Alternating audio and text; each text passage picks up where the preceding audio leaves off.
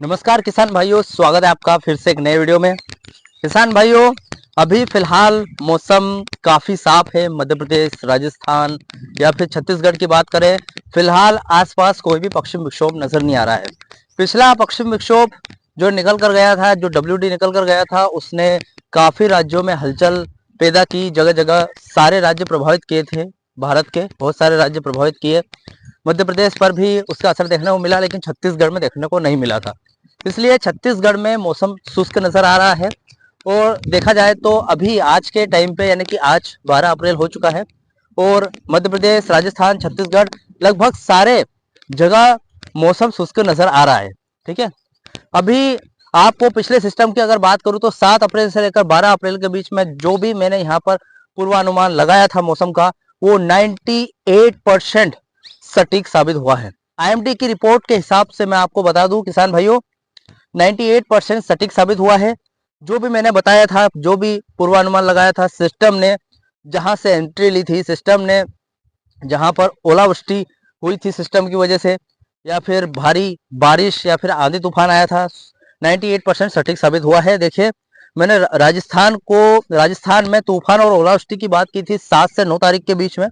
हकीकत यह है कि 7 से 8 अप्रैल को जैसलमेर, बीकानेर, श्री गंगानगर में 60 किलोमीटर से 70 किलोमीटर प्रति घंटा की रफ्तार से धूल भरी आंधी चली है। 9 अप्रैल को जयपुर और अलवर में भारी ओलावृष्टि दर्ज की गई है। भारी की तो बात नहीं करूंगा, लेकिन ओलावृष्टि दर्ज की गई है। और देखा जाए तो इस हिसाब से मेरा अनुमान 100% सटीक साबित हुआ है। मध्य प्रदेश की बात करूं तो मालवा की, जो मैंने गर्मी की बात की थी, मतलब दोहरा वार बताया था मैंने आपको पिछले वीडियो में, कि यानी कि हीट वेव भी चलेगी पहले और उसके बाद में आंधी तूफान भी आएगा मध्य प्रदेश में। तो 10 से 12 अप्रैल की बात करूं तो मालवा में तो गर्मी साबित हुई थी, लेकिन ग्वालियर के आसपास के क्षेत्रों में 10 से 12 अप्रैल को आंधी तूफान आया था। मैंने 10 अप्रैल को मालवा और निमाड़ में भीषण लू की बात की थी, यानी कि हीट वेव की बात की थी, और ग्वालियर में आंधी तूफान की बात की थी। हकीकत यह है कि पिछले 48 घंटों में खरगोन, खंडवा और बड़वानी में पारा लगभग 44 डिग्री सेल्सियस के पार चला गया है। वही कल रात की अगर बात करें तो आज सुबह ग्वालियर, भिंड, मुरैना में के आसपास के जितने भी क्षेत्र है उसमें धूल भरी आंधी और हल्की बूंदाबांदी कहीं कहीं देखने को मिली है। जैसा कि फिलहाल WD का जो असर मैंने बताया था वैसा का वैसे ही हुआ है, यानी कि ये भी 98% तक सटीक साबित हुई है। ऐसा नहीं बोलूंगा 100%, लेकिन 98% तक सटीक साबित हुई है मेरी खबर। छत्तीसगढ़ की बात करूं तो मौसम मैंने शुष्क बताया था वहां पे, क्योंकि ये जो सिस्टम था इसका असर उत्तरी क्षेत्रों की ओर ज्यादा था, तो ये चीन की तरफ निकल गया, इसलिए छत्तीसगढ़ तक बात गई ही नहीं। तो छत्तीसगढ़ में गर्मी बढ़ेगी ऐसा मैंने बताया था। हकीकत ये है कि रायपुर, बिलासपुर में तापमान 42 डिग्री सेल्सियस को छू गया है। उसके बाद सरगुजा संभाग की बात करूं तो वहां पर जो भी स्थानीय इलाके हैं वहां पर बादलों की वजह से, यानी कि तापमान कम होने की वजह से, और साथ में छत्तीसगढ़ के पास बंगाल की खाड़ी पड़ती है, तो कुछ नमी की वजह से गरज चमक के साथ कुछ कुछ स्थानों पर हल्की फुल्की यहाँ पर बूंदाबांदी देखने को मिली है। और यह भविष्यवाणी 95% तक सटीक साबित हुई है। उत्तर भारत में मैंने पंजाब, हरियाणा के बारे में बताया था, जहां पर सिस्टम की ज्यादा सक्रियता देखने को मिली थी हमें। 11 से 12 अप्रैल के बीच में भारी ओलावृष्टि दर्ज की गई है IMD की रिपोर्ट के हिसाब से। ये मैंने पूर्वानुमान लगाया था। हकीकत यह है कि आज 12 अप्रैल हुआ है। 12 अप्रैल को अमृतसर, लुधियाना और पटियाला के कई हिस्सों में तेज बारिश और यहाँ पर ओले गिरने की खबर आई है IMD की रिपोर्ट के हिसाब से। तो एक हिसाब से किसान भाइयों देखिए, मैं जो भी यहाँ पर पूर्वानुमान लगाने की कोशिश करता हूँ वो लगभग सटीक साबित हुआ है। और इस सटीकता का प्रमाण मैं आपको वीडियो के फर्स्ट में देता हूं, ताकि आपको समझ में आए कि हम जो पूर्वानुमान लगा रहे हैं किसानों के लिए कितना सही रहेगा। तो इस वीडियो में मैंने पिछला जो वीडियो बनाया था, जो मैंने पूर्वानुमान लगाया था, उसकी पूरी सटीकता का प्रमाण मैंने दे दिया है। अब हम आज के, यानी कि अगले 4 से 5 दिनों, 5 से 7 दिनों के पूर्वानुमान की ओर चलते हैं। आज 12 अप्रैल हो चुका है। 12 से 6 दिन आगे, यानी कि 12, 13, 14, 15 और 16 और 17, 18, यानी कि 7 दिनों का पूर्वानुमान बताने वाला हूं कि फिलहाल मौसम कैसा रहेगा। फिलहाल हमारे भारत के ऊपर कोई भी पश्चिम विक्षोभ नहीं है। हल्के फुल्के बादल देखने को मिलेंगे उत्तरी राज्यों में, जो कि हल्के फुल्के पश्चिम विक्षोभ के कारण हो सकता है, लेकिन कहीं भी भारी बारिश, ओलावृष्टि वगैरह देखने को नहीं मिलेगी। 16 अप्रैल से लेकर 18 अप्रैल के बीच में एक सिस्टम आ सकता है, ठीक है, लेकिन तो उसके बारे में मैं पहले आपको उसकी स्थिति बता देता हूँ कि आज 12 अप्रैल से लेकर 18 अप्रैल के बीच में मौसम की क्या स्थिति रहेगी और बादल किस स्थान पे है फिलहाल, और जो सिस्टम बता रहा हूँ वो 16 से लेकर 18 के बीच में कैसे और कहाँ तक यहाँ पर जाएगा, कौन सी दिशा की ओर जाएगा। तो हम पहले मैप देख लेते हैं, तो वो ज्यादा सही रहेगा, आपको पूरी स्थिति पता चल जाएगी। तो किसान भाइयों अभी 5 बज गए हैं, फिलहाल 12 तारीख है, आप देख सकते हैं मैप में अभी 5 बज रहे हैं और 12 अप्रैल को फिलहाल जो सिस्टम गया था उसकी स्थिति आप भारत के ऊपर कुछ इस तरीके से देख सकते हैं। भारत में कुछ कुछ स्थानों पर यहाँ पर हल्के फुल्के बादल देखने को मिलेंगे क्योंकि सिस्टम अभी जा रहा है। 13 अप्रैल की ओर आगे बढ़ते हैं। सिस्टम कहाँ जा रहा है, देखिए सिस्टम जा रहा है 13 अप्रैल को फिर से हल्के फुल्के बादल बनना स्टार्ट होंगे क्योंकि पीछे से एक और सिस्टम आ रहा है जैसा कि मैंने आपको बताया। 14 अप्रैल को चलते हैं, देखिए बादल लगभग खत्म हो चुके हैं भारत में से क्योंकि ये सिस्टम हल्का फुल्का है और एकदम सिर्फ बादल है। बारिश वगैरह कहीं कहीं आपको हल्की फुल्की बूंदाबांदी देखने को मिल सकती है भारत के उत्तरी इलाकों में। तो 14 अप्रैल की बात हो गई। 15 अप्रैल की ओर लेके चलते हैं, तो देखिए यहाँ पर एक सिस्टम आ रहा है जो अभी पाकिस्तान के आसपास आ रहा है, ठीक है। यहाँ पर 15 अप्रैल की सुबह 10 बजे की बात है, ठीक है। अभी 16 अप्रैल की ओर इसको लेके चलते हैं, जैसा कि मैंने आपको बताया था भारत में प्रवेश कर जाएगा 16 अप्रैल को। तो भारत के राजस्थान के इलाके, गुजरात के इलाके, उसके बाद यहाँ पर पंजाब, हरियाणा और भारत के लद्दाख और जो जम्मू कश्मीर वगैरह, इनके ऊपर ठीक आप देख सकते हैं यहाँ पर बहुत ही बड़ा पश्चिम विक्षोभ बन रहा है जिसमें हवा की घड़ी की उल्टी दिशा में एंटी क्लॉकवाइज एक साइक्लोन बन रहा है, एक चक्रवात बन रहा है। एक हिसाब से देखा जाए तो ये जो 16 और 17 और 18 मध्य प्रदेश से लेकर राजस्थान और भारत के सभी क्षेत्र इस जो ये तूफान है इससे प्रभावित हो सकते हैं। आप देख सकते हैं मैप में।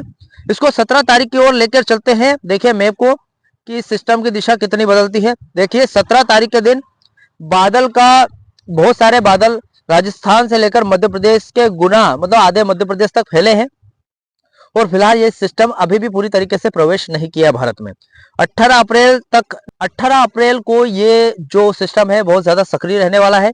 मध्य प्रदेश, राजस्थान और छत्तीसगढ़ के जिलावार नाम बता दूं कि ये जो सिस्टम है किस हद तक सक्रिय रहेगा। 12 अप्रैल से लेकर 18 अप्रैल तक की खबर बताने वाला हूं। जैसे कि मैंने आपको बताया था 12 अप्रैल से लेकर 16 अप्रैल के बीच में मौसम शुष्क रहने वाला है क्योंकि कोई ऐसा बड़ा सिस्टम नहीं आएगा जिससे भारी ओलावृष्टि, आंधी तूफान या फिर बारिश देखने को मिलेगी। तो 16 अप्रैल के बाद की बात करेंगे।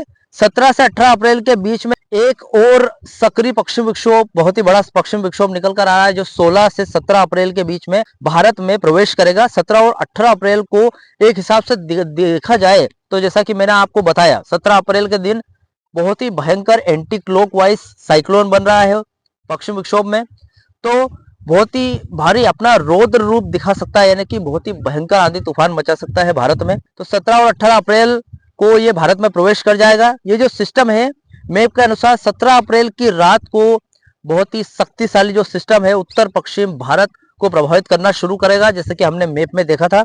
ये जो सिस्टम है ये अरब सागर से नमी खींच रहा है, तो इसका मतलब ये है कि मैदानी इलाकों में भारी बारिश, भारी ओलावृष्टि या फिर धूल भरी आंधी देखने को मिल सकती है। राजस्थान, मध्य प्रदेश और छत्तीसगढ़ के जिलावार नाम बताऊं तो देखिए राजस्थान की बात कर लेते हैं क्योंकि देखिए हाँ, तो किसान भाइयों राजस्थान की बात करूं तो ये जो सिस्टम है 16 अप्रैल की शाम को राजस्थान में प्रवेश करेगा, यानी कि भारत के राजस्थान में सबसे पहले प्रवेश करेगा। 17 और 18 अप्रैल की बात करूं तो रेड अलर्ट जारी हो सकता है राजस्थान में क्योंकि ये सिस्टम बहुत भारी है। राजस्थान में भारी ओलावृष्टि, भारी बारिश या फिर भारी आंधी तूफान की संभावना बढ़ सकती है।